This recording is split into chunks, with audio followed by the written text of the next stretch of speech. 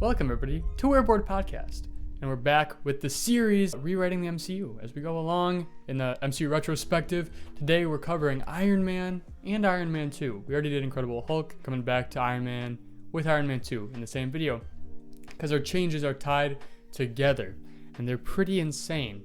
Now, we know Iron Man 1's a pretty good movie.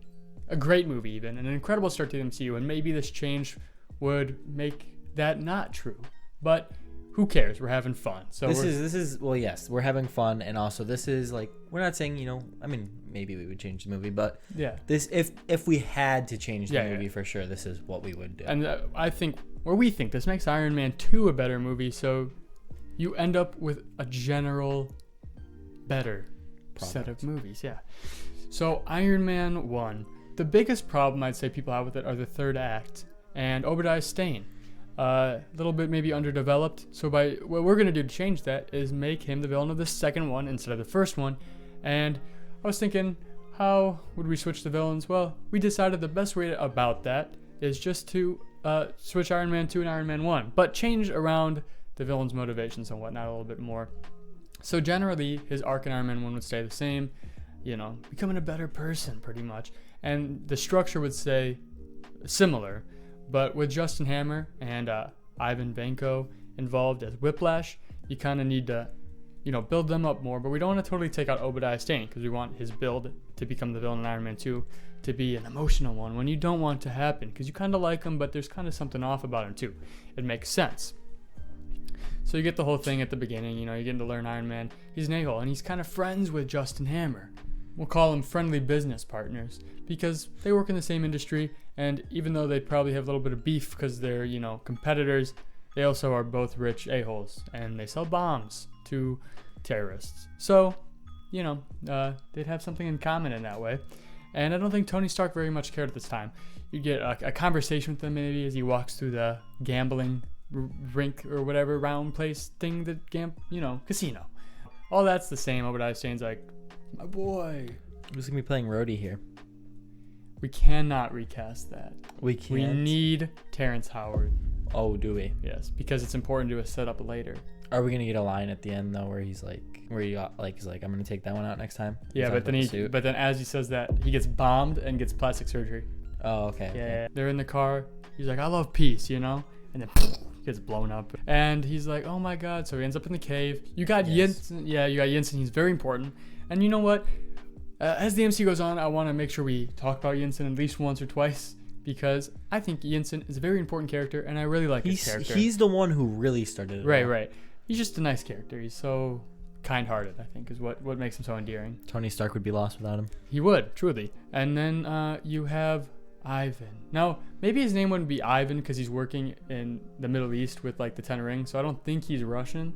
But we want him here because we want to set up his disdain for Stark and also have him introduced early, because it makes the movie more thorough if you have some sort of brief interaction at least in this early part of the film. So some, mean words spat, maybe some hint at the relationship he has with his father and disdain he has for Stark's father, and in turn the disdain he has for Stark as he breaks out. He has Mark 1 armor. We see a primitive Whiplash suit, or just the Whiplashes. And the fight goes pretty well on Tony's side. He burns the place up and flies away and gets rescued. And so now Ivan really hates him. Tony's back home. He's learning a lesson. And the second act would stay mostly the same with how he's learning. Some of the Obadiah Stane scenes where you see him being like, he built this in a cave, because you kind of need to set that up early, right? Mm-hmm. And that's where you get the meeting of the minds, Justin Hammer and Ivan Vanko.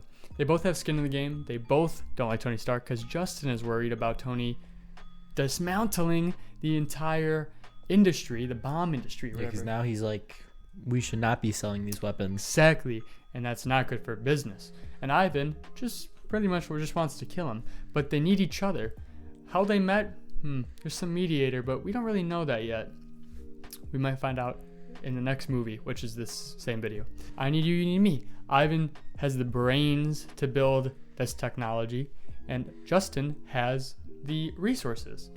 And so the second act is majority the same, but you're building towards this third act. Now the third act would be the big change. There would be a couple, two major plot lines and action sequences sort of, and threats going on at the same time. So you start with a Whiplash with his whips in the full thing, maybe not the full like Iron Man suit, like the end of Iron Man 2, but like a comic accurate sort of armor, which is sort of just an Iron Man suit still, but you get the point, right? Cooler. And they're fighting. It's brutal. You know, his maybe his helmet gets slashed down the middle and one of his hands come off. But anyway, he's like, I gotta go because there's also a terrorist attack nearby on some sort of like important place, you know, maybe the Pentagon again. And Iron Man's like, I gotta go. So he defeats Ivan and blasts off. You know, he's trying to stop this attack. Maybe a missile in the sky. It's really tension filled because during the first fight scene, he's trying to stop the thing, and then he's trying to stop the thing. So while he's fighting Ivan, you're like, oh god, like is it gonna hit? Blah blah blah. Maybe like Pepper's there or something, or Rhodey because Rhodey's involved with intelligence. What about Happy? All right. Happy is. Where's my boy Happy at? He's at the garage. He's driving cars for Tony. Just for fun? Yeah. Isn't that really all? He's like a chauffeur for him, pretty much. Security detail. Did he get upgraded to that in Iron Man 2? I thought. What? I thought he was upgraded to that in like Iron Man. I don't know. He's something. He's not all that important. Usually yet. Just gets handed stuff. Yeah. You got those two fight scenes going on. He stops him.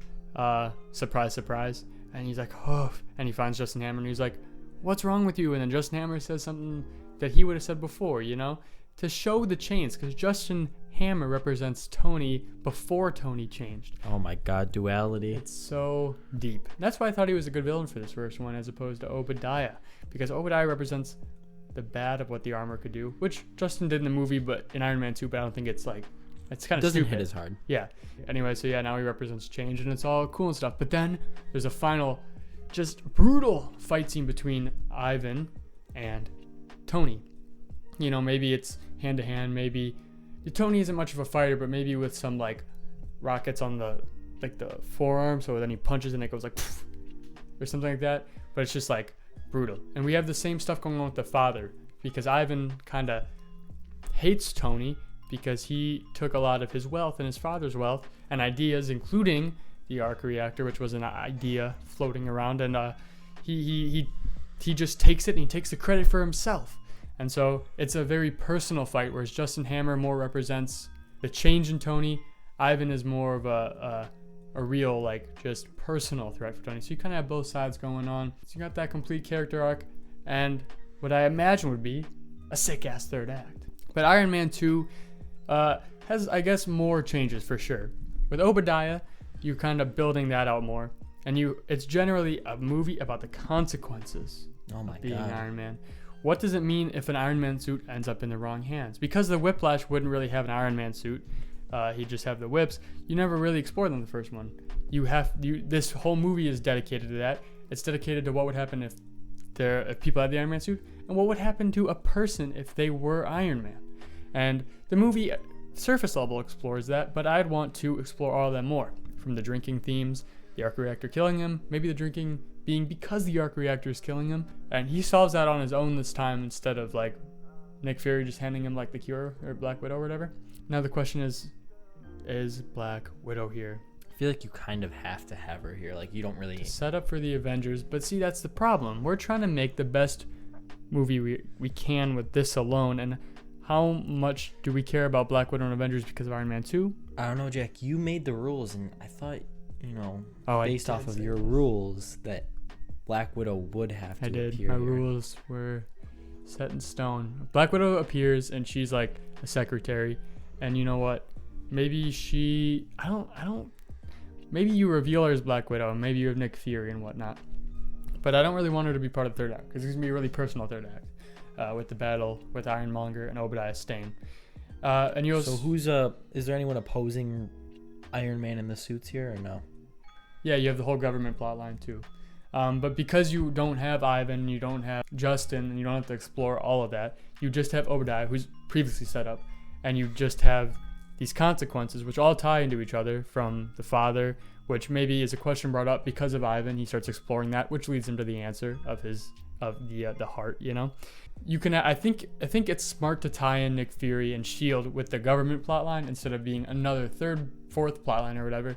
They're kind of mediators or whatever that the government sort of knows about, but they're coming in there being like, I don't know, you don't have to worry about it.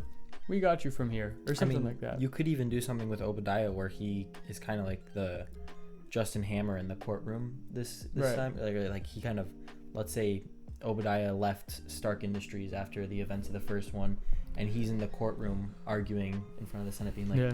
I left. I don't believe in one man should have all this power Right, that he has, and like try to set him up as like a mental and a physical Right. threat. And he's his own downfall, because when he builds his own suit out of selfishness, even though he's parading the fact that it's a selfless act to try to build his own suit, we realize that it's actually an awfully personal act, and it's a direct attack at Stark. So then when you have Rhodey, maybe his suit kind of malfunctions because it's the Mark II suit or something, and you have Pepper, who at this point maybe they officially are dating.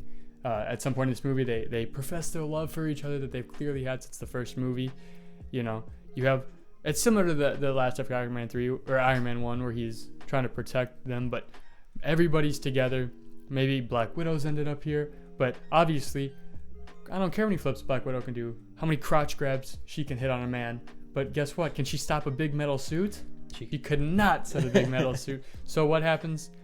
Iron Man has to stop him, but he's his friend, because at the end of the day, they've been business partners and friends for 30 years, and he grew up with him, and he was a father figure for a long time, and now he's betrayed him, and it's so sad. But there's also a lot of stakes, because maybe this can take place at his house, even though it's going to get bombed in the next Iron Man.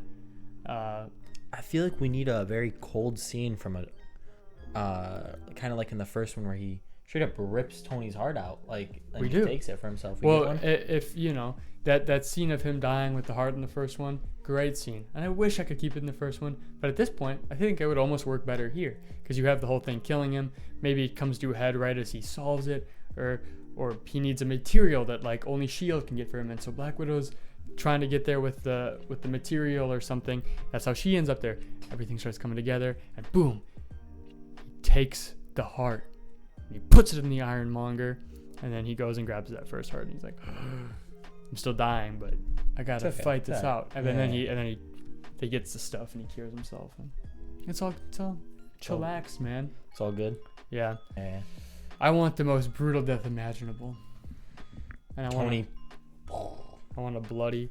Maybe you have a choice. You either have you kill your friend, or he kills like Pepper or Happy. No, or but I something. even just mean that'd be crazy. Like, imagine Tony has his like hand like on his face like this and just Okay. blasts it. No, I That'd mean, be- I'm talking like through the heart. That'd be crazy graphic, you know? We're not That'd be talking- wild.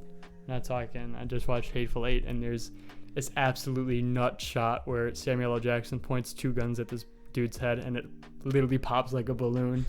It's like definitely not what would happen, but no, we're not talking that. We're talking like through the heart. Metaphorical. Maybe even like not the arc reactor. Maybe his suit isn't working. Maybe just like he actually has to like stab him, and so he's like right over Pepper, and he's like, "You made me do this," or like Happy or like Rhodey or someone, and then catch my drift. You can kind of, like a Rick and Shane standoff. Yes. Yes. It's like, we're friends. We're friends. I can't really do the right. No. And then Obadiah goes, They're like, in the woods. I could take better care of them than you Oh, ever could." he hits him with Yeah, that. he hits him with that. I could take better care of them than you ever could. That would be hard, bro. Let's just steal that. Yeah, just steal the entire scene. We'll Which play it one? out. This would have come out before The Walking Dead, so canonically we wouldn't have stolen this yet. Yeah. Yeah, because we're going back in time. But that's how we would change Iron Man and Iron Man 2. Tell us your thoughts down below. Tell us how you would change it. Like and subscribe, comment, and check us out on Instagram, TikTok, YouTube. You're on that. Check us out on Instagram, TikTok, and Twitter. Or X. Our X. All that Rebored Podcast. Share the video. Come back for more. All right, Jesus Christ. Goodbye.